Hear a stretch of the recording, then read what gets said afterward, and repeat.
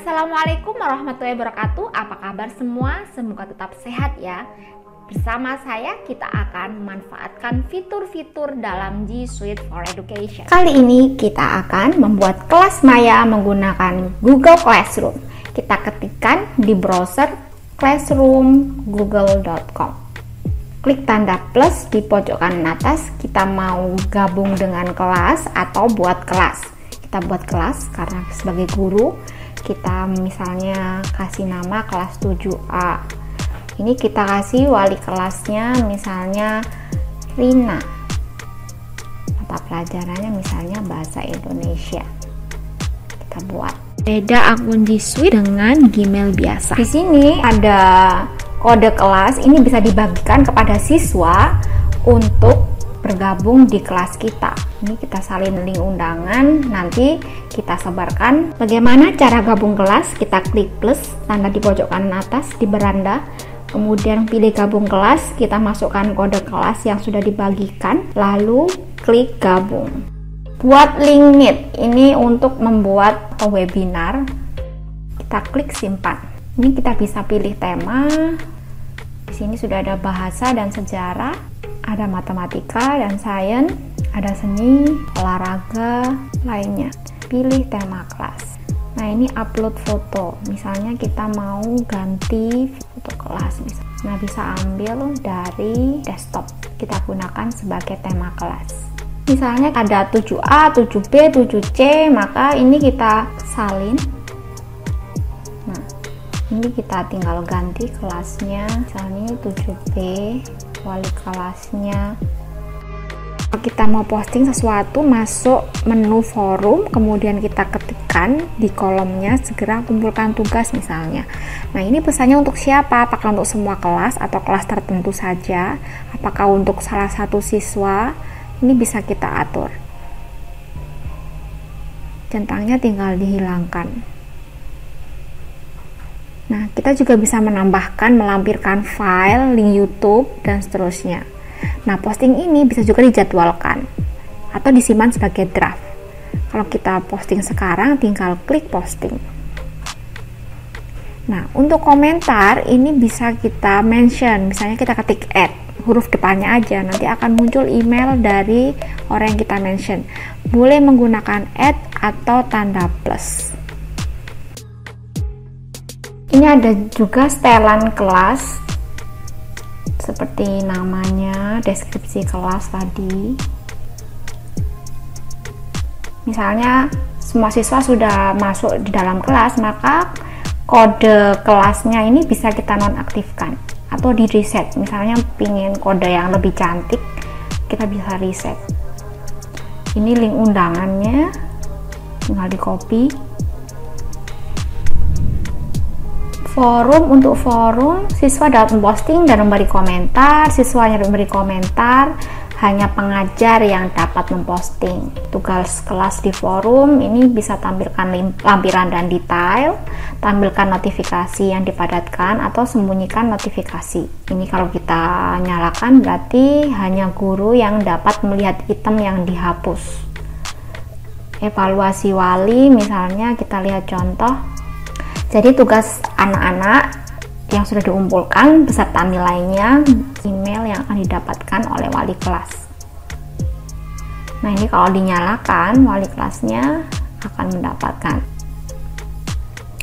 Ini adalah Google Meet, tadi kita sudah buat limitnya. Bisa dilihat oleh siswa, nanti ada di beranda kelas. Nah, ini untuk penilaian.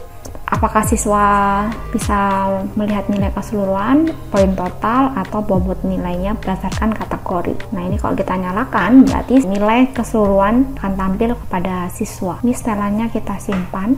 Di sini ada setelan juga. Kalau setelan ini adalah setelan dari Google Classroom kita.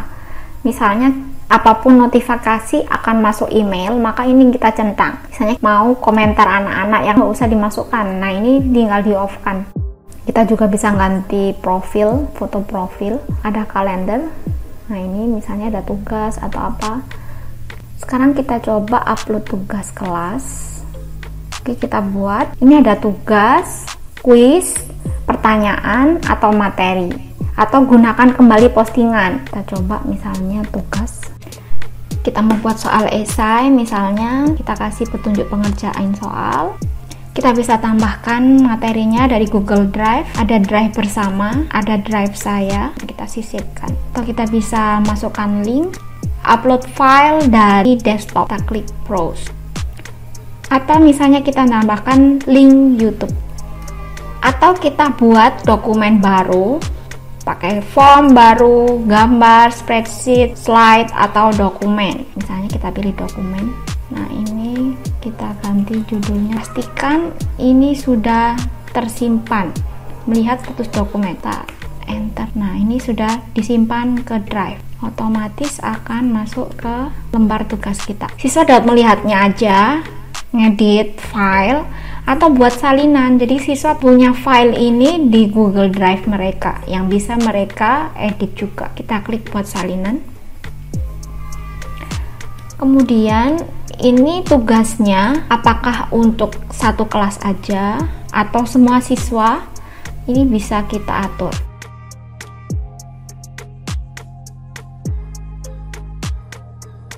Kita kasih poin berapapun, terserah skornya berapa, atau tidak dinilai. Kita kasih tenggat waktu, tinggal pilih tanggalnya, waktunya, pilih topik, atau buat topik baru untuk mengumpulkan semua tugas dalam satu topik.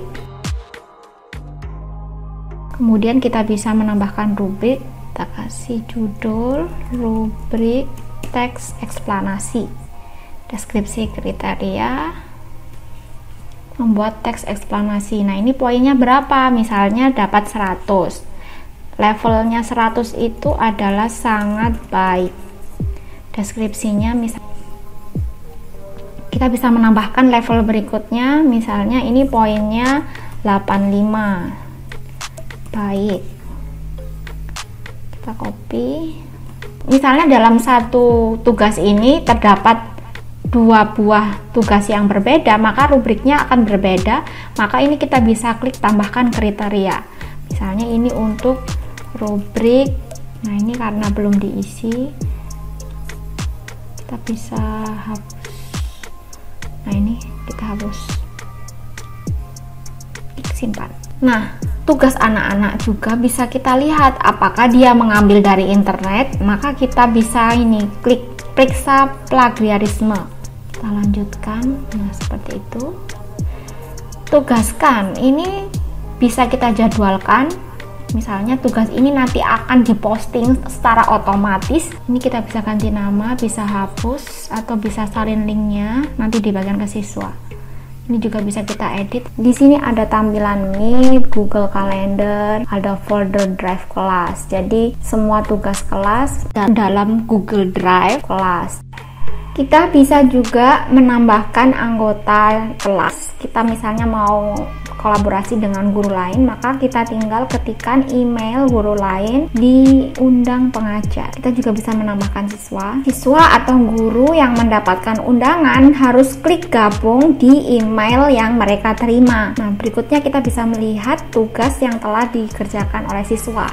Ada tulisan di atas kelas untuk diperiksa. Itu kita klik untuk melihat tugas yang harus kita nilai. Di beranda ini ada tugas yang tidak ada batas waktu, ada yang sedang bekerja atau sudah lewat. Nanti akan ada keterangan di sini. Nah, kita lihat di sini bahwa tugas untuk teks eksplanasi ada 1 siswa yang mengumpulkan.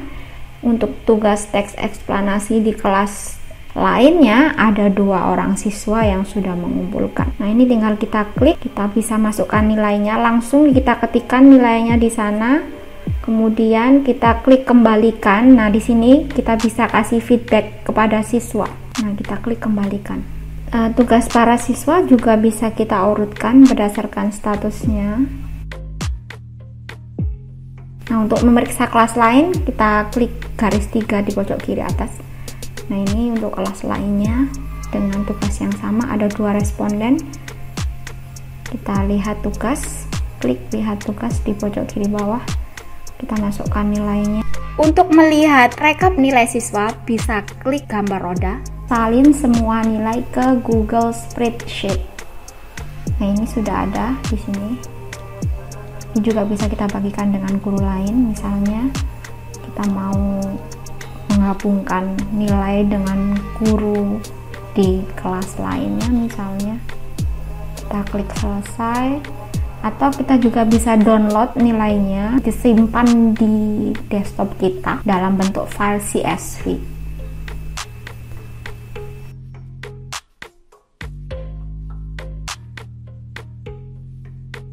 Nah, ini di laman siswa bisa diklik tugas Anda, lihat tugas Anda, dilihat detail. Nah, ini anak-anak akan mendapatkan nilai. Kalau misalnya disuruh perbaiki, kemudian dikirim ulang. Nanti di menu guru, tadi ada keterangan dikirim ulang. Nah, ini nilainya kita perbaiki, misalnya jadi 100, kita kembalikan. Nilainya bisa direvisi lagi. Untuk melihat atau ngecek nilai semua siswa, ada di menu nilai. Kita mau hapus kelas, misalnya sudah ganti tahun ajaran, kita klik arsip. Nah, kemudian kita masuk ke kelas yang diarsipkan, lalu kita klik titik 3, kemudian hapus, maka kelas dan segala isinya akan terhapus. Namun file tetap berada di drive.